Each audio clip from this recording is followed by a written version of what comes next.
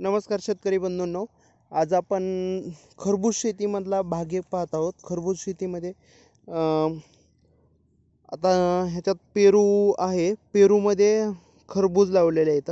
पेरूच्या अंतरामध्ये एक एक बेड घेतलेलं आहे आणि ह्या खरबूजाचं म्हणजे 1 फुटावरती डबल शेजारी शेजारी जे अंतर दाखवलं आहे हे समजा हे अंतर 1 फूट आहे आणि असं पण क्लोज अंतर आहे अर्धाच फूट आहे. मधून ड्रिपर आहे, इनलाईन आहे, कल्चर भरून बेड तयार केलेला आहे.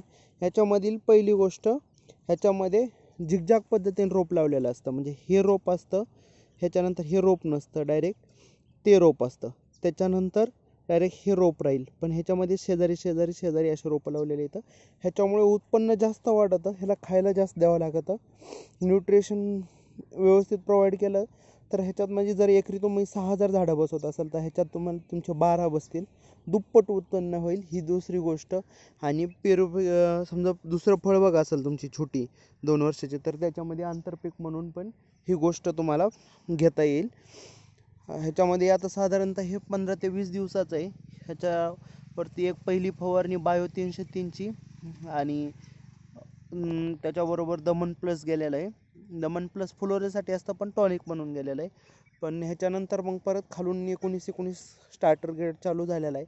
नंतर ह्याच्यावरती प्रोटेक्शन पेपर टाकणार आहेत. प्रोटेक्शन पेपर टाकल्याच्यानंतर मी पुढील व्हिडिओ तुम्हाला दाखवेल.